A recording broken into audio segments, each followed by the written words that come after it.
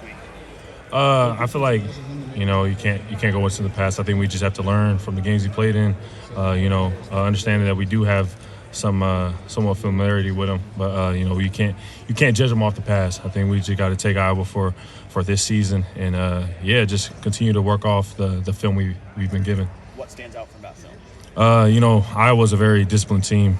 They know how to stay in the technique and not give anything away. They have a solid running back, a great running back, and up front they're very they're older, they're a veteran group. So we know they've been in this game for a while, and we know it's gonna be a tough game and a hard game. We're just getting prepared. Do you guys relish the challenge of playing a team like this that is going to want to run the ball and play tough? Yeah, we know Iowa's not just going to come in and just step down to us. We know they're going to bring their best, and they have high expectations for themselves. I understand that they're a 3-1 team, and the tough game against Iowa State, we knew just watching the film they played hard, so we know it's going to be a hard 4-quarter game, and that we have to bring it. JT, you guys haven't had the sack numbers, but pressure-wise, you guys are really high up nationally. When you're in games and you're getting those pressures, but not getting those sacks, do you still feel a quarterback feel that pressure, even if you guys aren't bringing them to the ground or collecting those sacks? Yeah, I think just being in a quarterback's presence or being in that pocket, just making him have to, delay his reads a couple seconds or have him, move around and get flustered in there. I think us, we just can't get in the mindset of, we need sacks, push sacks, but just let them come. Like you said, the pressures are up, but, to be truthful, we're not even worried about pressure. We're just trying to get off the rock and play as fast as we can, and so far it's been paying out, or it's been helping us, and I think we just got to continue to do that and not be worried and not push for anything. When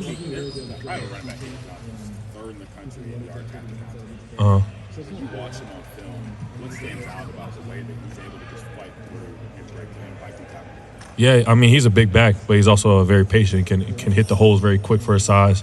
He, like you said, he doesn't go down very easily. So we understand that we have to bring our boots and bring our hard hat and just be ready for that battle. And I think it's great. We get great looks from Quinshawn, Trey, and all the running backs we have here. So they're getting us ready for this game too. In what ways do you prepare for that type of back who's fit that type of thing?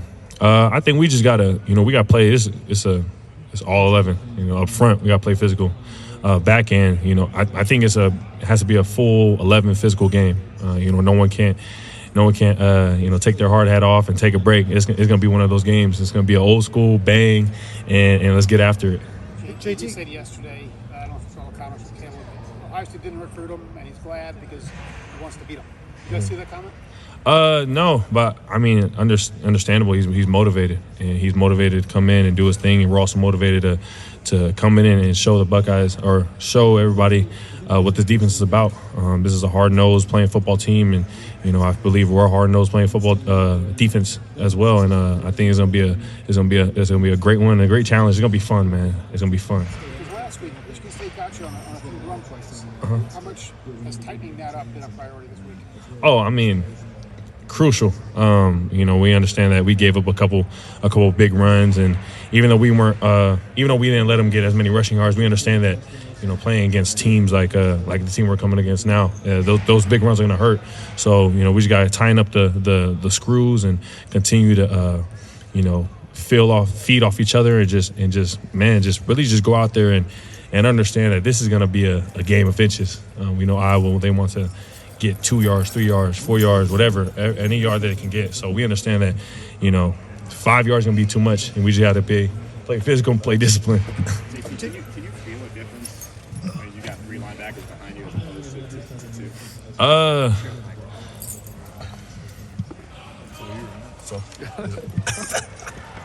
Hold on, man. Sorry. Can you feel a difference when you guys are playing 3 linebackers as opposed to just having 2 out there?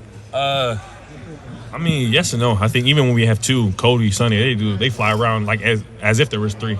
But adding that third with Arvell, CJ, Gabe, whoever comes in, that's just more bodies running behind us. So you got room, bro? Yeah, I'm good. So it's just flying everywhere, basically. How do you guys feel about PFF grades?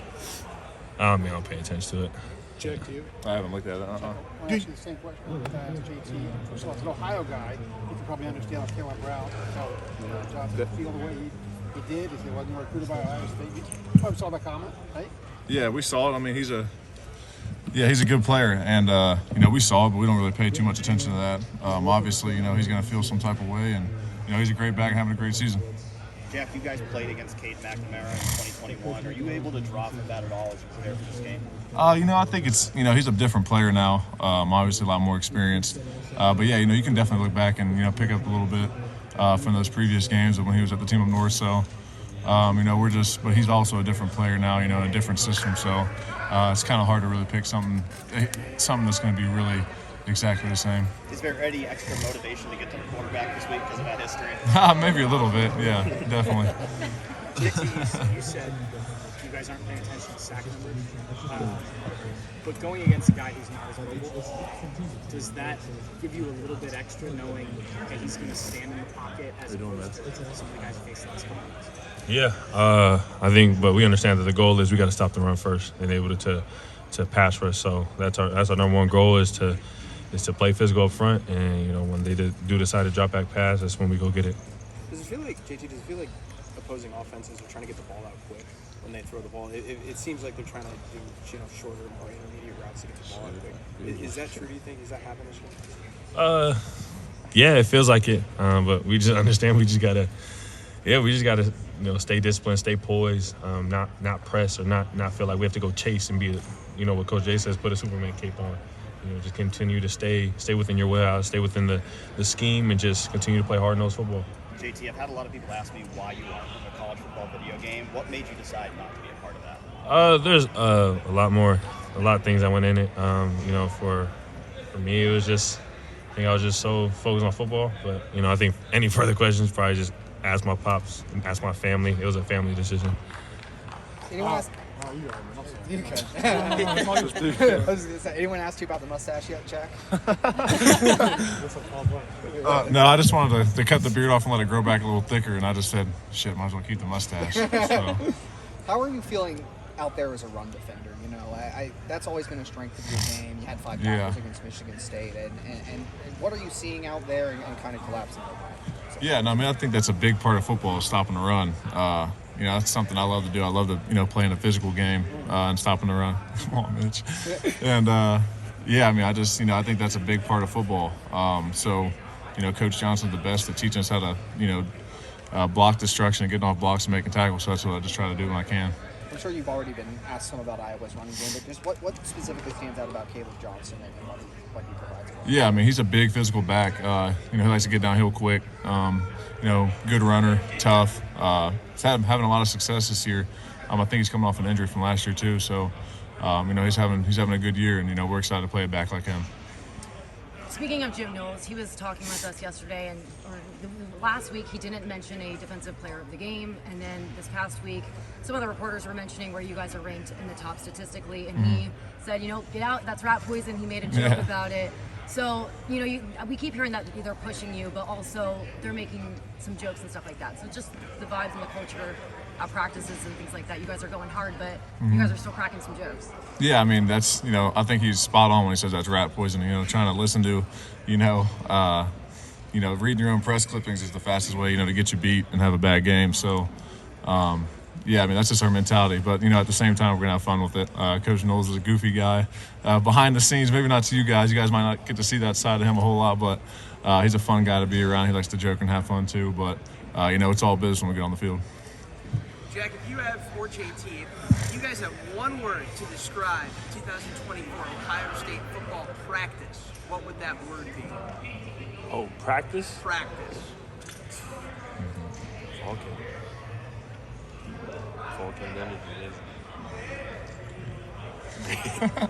Put it for the microphone center. Probably tough. Does it feel different this year?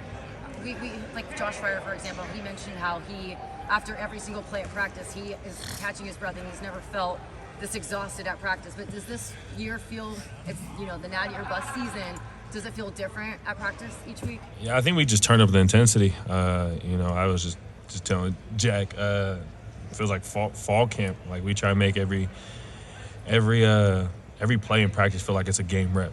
And, you know, once you condition yourself to feel that, you know, once you get to the game, it's, you know, you're already fresh and you already know what to expect because you've been getting your body conditioned for it during the week, during Tuesday, Wednesdays, and Thursdays. So, yeah, I mean, I'm right there with Fryer. You know, there's a lot of plays right after the play. I just got to take a step back and, you know, really catch my breath. And sometimes you'll see me and Jack just dead after practice laying on the field because, you know, that's how hard we work and that's how hard Coach Jay and the team, that's how hard they push us. How does that look in a year where there's an extended playoff, more games to be played, going hard every single week, just kind of foreseeing how you guys have that depth and whatnot, but just going hard every single week and foreseeing what, you know, that longer season will look like? Yeah, I like, so you repeat your question again? Like, I mean, would it be like, you know, counterintuitive to an extent because there's a longer season and just being healthy and the stay healthy mentality? Yeah, I think our coaches do a good job just, you know, having us, you know, go hard, but as well as, you know, giving our body that rest and just, you know, we also challenge ourselves, even the older guys, just understanding how hard we go and understanding that training room has to be utilized and that your body is, you know, your body's your temple, your body's an engine.